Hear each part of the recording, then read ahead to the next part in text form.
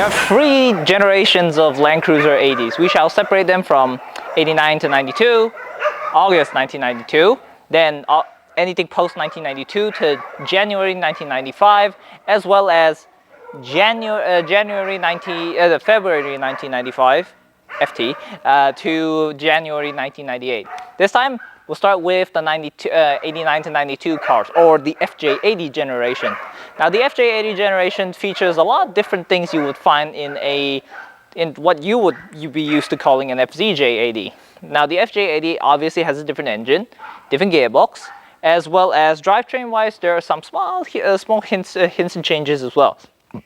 Also, the cowls are ever so slightly different, and the interior as well. Now, we'll go through them. Now, on the outside of an FJ80 era 80 series, obviously the first thing you would notice is why the 15-inch wheels. Now, the 15-inch wheels came as standard on 80s back then because they used a smaller brake disc rotor on the front and the rear.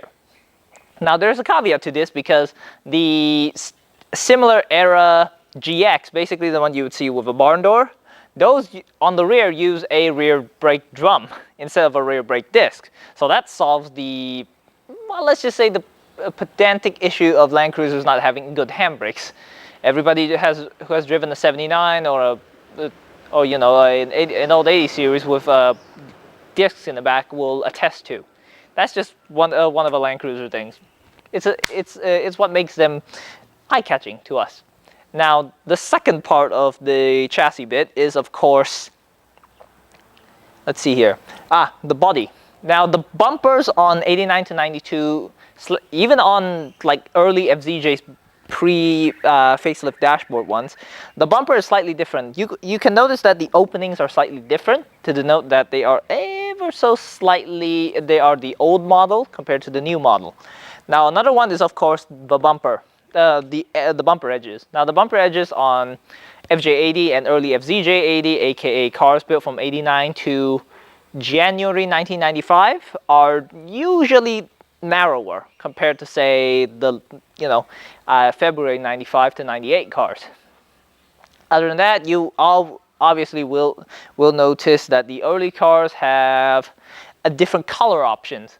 Now, this is exclusively to FJ80 and early FZJ80s.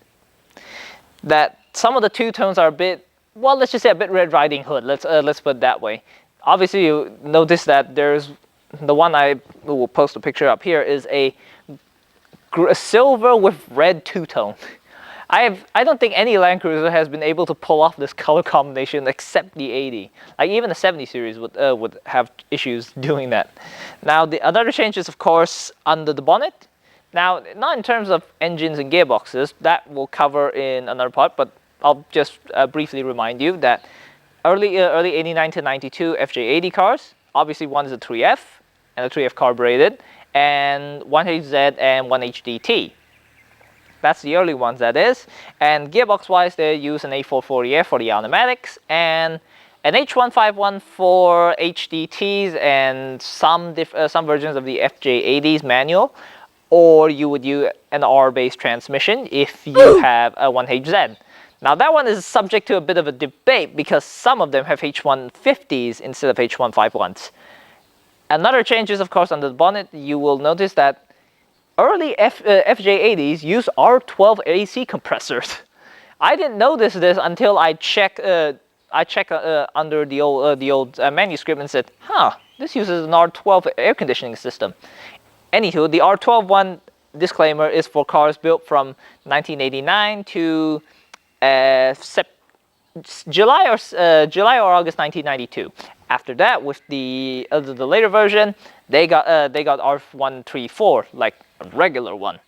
Now, Gen 2 of the 80 series, which you Americans will call them FZJ80. I used to go call them HDJ81 because for simplicity reasons. Now, Gen 2 80s, the first major upgrade you will notice is, of course, the disc brakes. Now, the disc brakes on a Gen 2 80 series is, of course, they are larger. You can always tell them by noticing that the wheels on a Gen 2 one is actually slightly bigger. You cannot well, I've seen people try to put 15 inches on the Gen 2 80s, but they can't because the calipers and the disc rotors and everything are ever so slightly bigger. Now another change is of course the gearboxes. Now during the Gen 2 80s for the cars using automatics, they started using the A442F, which entails they have electronically controlled transmission. They aren't a fully hydraulic box like the old A440F was. Now, how do you tell that? Just by looking at the dashboard? Well, it's quite easy. An ECT button will appear on a little, just below where the center AC stack would be. There's this button over there that says ECT. Now, what does that button actually do? It actually holds the gears longer, so you can accelerate better by letting the transmission, let's say, hold it in second gear for longer. And if you press that and disengage that power holding feature, it'd be more likely to cruise better with overdrive. That's why you can notice that on FZJ81s, the transmission selector would say PRND2L instead of the FJ80s PRND32L. Where's the 3 gone? Well, it's gone to this little button on the automatic shifter. That's where the OD is. Another change is in some bits of the interior. Now, early FJ80s have ever so slightly different body decals, as well as on the interior side, a little bit different carpeting. Because at the time there was different options for carpets and all that sort of stuff. And moving on. Oh, I almost forgot another tidbit. If you notice on FZJ80s, there's two types of center consoles. Because on an early FZJ80, on a Gen 280, if you have an automatic, the ECT button is on the dash. So notice that just where the transfer box lever is, there's no power and second like you would see in a Gen 380, aka the facelift dashboard FZJ80 ones. I didn't notice that as well. And another fun fact, you can also look at those and see that the font on the transfer box lever is ever so slightly different. Like the print on the font of it is slightly different as well. Like even on the if you have a that's if you have a manual. If it's an automatic, it's quite an easy one. If you're a manual buyer, do a bit of homework and notice that the transfer knob is ever so slightly different. Now after that, you would have Gen 380. Now the Gen 380 is the one that most people want to buy because it's the latest, it's got a better looking dashboard, it's got more technology, has better interior, etc, etc, etc. Now let's go over what's the difference. Now chassis wise, they are effectively the same. Well, I say effectively the same, that in 95 and 90, I think in 1996 in Japan, they received ABS brakes. They also received ABS brakes in 95, I think in the US market. Someone is gonna crucify me on that, but moving on. But chassis wise, they are effectively the same. You've got the bigger 16-inch wheels. Granted, they are a little bit different in terms of the cutting on them, and you have different wheel options as well. Of course, after that, you would notice that the bumper would be different. Now, a Gen 380's bumper would have a slightly wider opening than the slightly narrower and slightly slimmer looking original 80 series Gen 1, Gen 2 bumpers. Also, you will notice that the caps are slightly bigger to accommodate the wider flares on the Gen 380 series, as well as that of course is the fenders, front and back, and the ones on the doors, as well as the steps. That's for general purpose. And of course, another change is of course the gearbox having a slightly different ECT setup compared to you would see in the Gen 280s. Now on the Gen 380s, the ECT button on the dash is gone because of the new dashboard, and it has migrated down to where the transfer box surround would be on the console. If you wanted to hold power like in the old ECT button Gen 280 days, you would hit power. Yes. Power to hold it in a higher gear for longer, to probably overtake and etc. And whatnot. Now below that is second. Now second indicates that the car, once the button is hit, the car will start off in second gear. Now why start in second gear? It's because I assume during the cold days, and let's see in Hokkaido, or in parts of really parts of Siberia and all that, you want the car to not slip when you start it out, especially in an automatic. So what it does, it holds it in second gear, so that when you go for the gas, you don't immediately spin.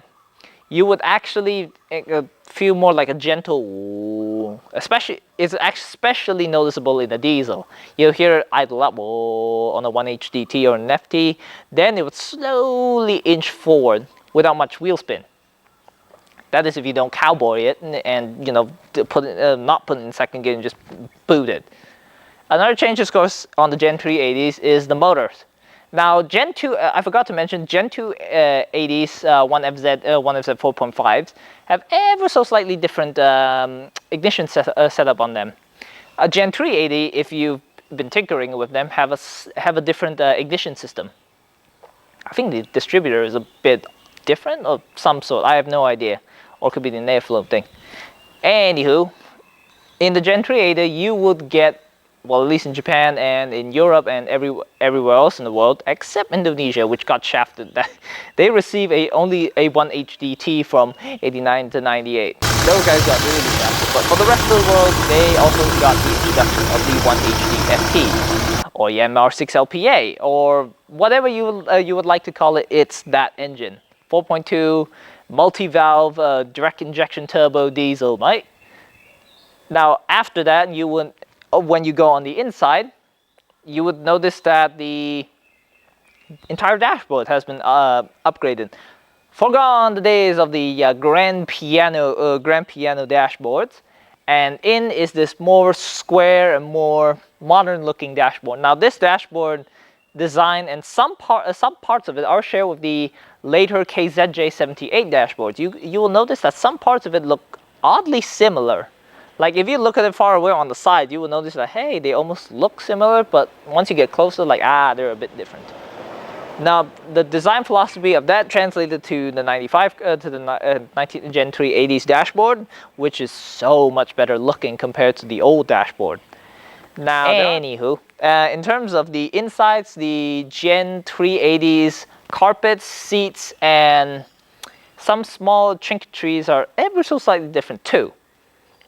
For example, the carpet. Now the carpet on the Gen 380 is slimmer. They're not as thick of a velour as the Gen 1s and the Gen 2s. I assume it's for design purposes, but for me, the Gen 1 and the Gen 2 carpets are so much nicer to tug your feet in. They're so nice. Now another one is, of course, them seats. Early FZJ80 seats they do have power and bolster support, but they're not as well crafted looking compared to the later Gen 3 FZJ Gen 380 seats.